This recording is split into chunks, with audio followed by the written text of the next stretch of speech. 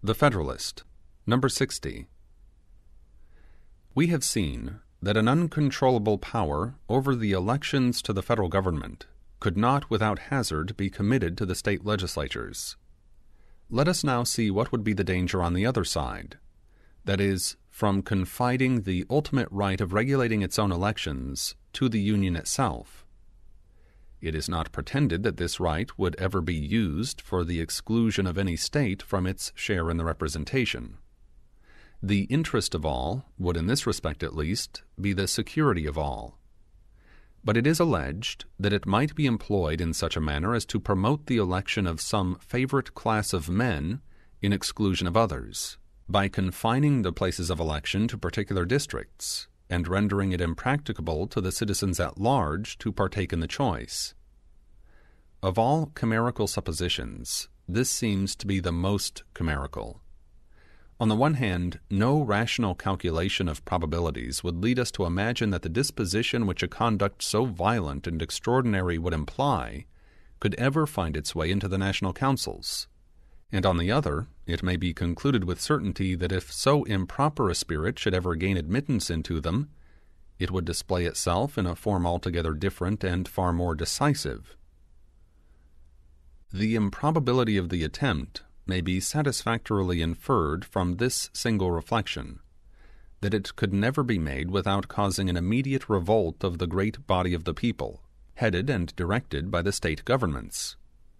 It is not difficult to conceive that this characteristic right of freedom may, in certain turbulent and factious seasons, be violated in respect to a particular class of citizens, by a victorious and overbearing majority, but that so fundamental a privilege in a country so situated and enlightened should be invaded to the prejudice of the great mass of the people by the deliberate policy of the government without occasioning a popular revolution is altogether inconceivable and incredible.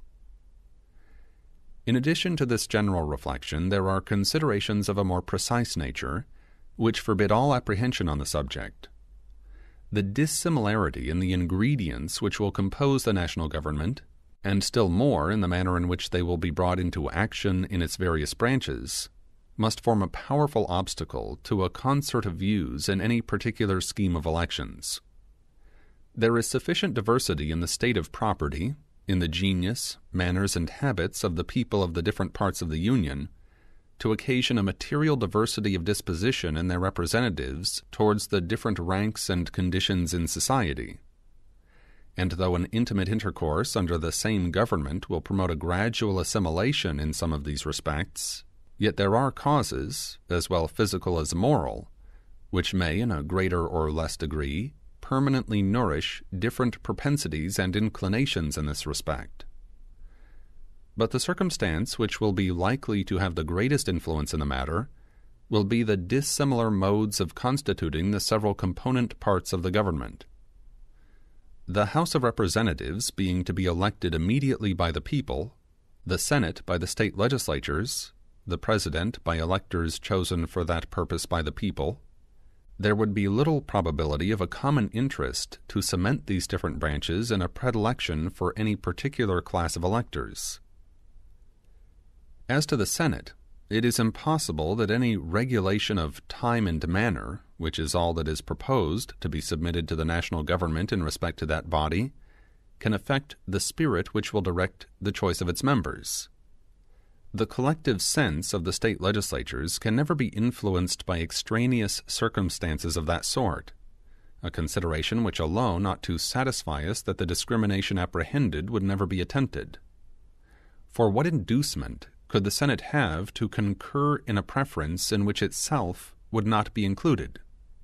Or to what purpose would it be established in reference to one branch of the legislature if it could not be extended to the other?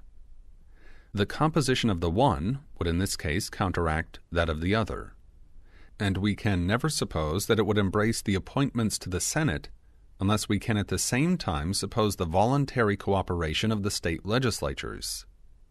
If we make the latter supposition, it then becomes immaterial where the power in question is placed, whether in their hands or in those of the Union. But what is to be the object of this capricious partiality in the national councils, Is it to be exercised in a discrimination between the different departments of industry, or between the different kinds of property, or between the different degrees of property? Will it lean in favor of the landed interest, or the moneyed interest, or the mercantile interest, or the manufacturing interest? Or, to speak in the fashionable language of the adversaries to the Constitution, will it court the elevation of the wealthy and the well-born to the exclusion and debasement of all the rest of the society? If this partiality is to be exerted in favor of those who are concerned in any particular description of industry or property, I presume it will readily be admitted that the competition for it will lie between landed men and merchants. And I scruple not to affirm that it is infinitely less likely that either of them should gain an ascendant in the national councils than that the one or the other of them should predominate in all the local councils. The inference will be that a conduct tending to give an undue preference to either is much less to be dreaded from the former than from the latter. The several states are in various degrees addicted to agriculture and commerce. In most, if not all of them, agriculture is predominant. In a few of them, however, commerce nearly divides its empire, and in most of them has a considerable share of influence. In proportion as either prevails, it will be conveyed into the national representation, and for the very reason that this will be an emanation from a greater variety of interests and in much more various proportions than are to be found in any single state, it will be much less apt to espouse either of them with a decided partiality than the representation of any single state. In a country consisting chiefly of the cultivators of land, where the rules of an equal representation obtain, the landed interest must upon the whole preponderate in the government. As long as this interest prevails in most of the state legislatures, so long it must maintain a correspondent superiority in the national Senate, which will generally be a faithful copy of the majorities of those assemblies. It cannot therefore be presumed that a sacrifice of the landed to the mercantile class will ever be a favorite object of this branch of the federal legislature. In applying thus particularly to the Senate a general observation suggested by the situation of the country, I am governed by the consideration that the credulous votaries of state power cannot, upon their own principles, suspect that the state legislatures would be warped from their duty by any external influence. But in reality the same situation must have the same effect, in the primitive composition at least of the Federal House of Representatives. An improper bias towards the mercantile class is as little to be expected from this quarter as from the other. In order perhaps to give countenance to the objection at any rate, it may be asked, is there not danger of an opposite bias in the national government, which may dispose it to endeavor to secure a monopoly of the federal administration to the landed class? As there is little likelihood that the supposition of such a bias will have any terrors for those who would be immediately injured by it, a labored answer to this question will be dispensed with. It will be sufficient to remark, first, that for the reasons elsewhere assigned, it is less likely that any decided partiality should prevail in the councils of the Union than in those of any of its members. Secondly, that there would be no temptation to violate the Constitution in favor of the landed class, because that class would, in the natural course of things, enjoy as great a preponderancy as itself could desire. And thirdly, that men accustomed to investigate the sources of public prosperity upon a large scale must be too well convinced of the utility of commerce to be inclined to inflict upon it so deep a wound as would result from the entire exclusion of those who would best understand its interest from a share in the management of them. The importance of commerce, in the view of revenue alone, must effectually guard it against the enmity of a body which would be continually importuned in its favor by the urgent calls of public necessity.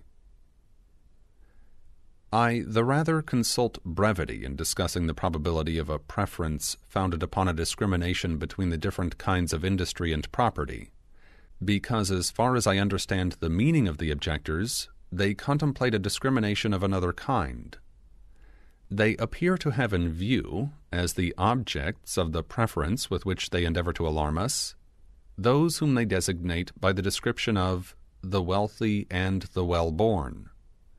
These, it seems, are to be exalted to an odious preeminence over the rest of their fellow citizens. At one time, however, their elevation is to be a necessary consequence of the smallness of the representative body. At another time, it is to be effected by depriving the people at large of the opportunity of exercising their right of suffrage in the choice of that body. But upon what principle is the discrimination of the places of election to be made in order to answer the purpose of the meditated preference? Are the wealthy and the well-born, as they are called, confined to particular spots in the several states? Have they by some miraculous instinct or foresight set apart in each of them a common place of residence? Are they only to be met with in the towns or cities? Or are they, on the contrary, scattered over the face of the country, as avarice or chance may have happened to cast their own lot, or that of their predecessors? If the latter is the case, as every intelligent man knows it to be, footnote, particularly in the southern states and in this state, end of footnote, is it not evident that the policy of confining the places of election to particular districts would be as subversive of its own aim as it would be exceptionable on every other account? The truth is that there is no method of securing to the rich the preference apprehended, but by prescribing qualifications of property either for those who may elect or be elected. But this forms no part of the power to be conferred upon the national government. Its authority would be expressly restricted to the regulation of the times, the places, the manner of elections.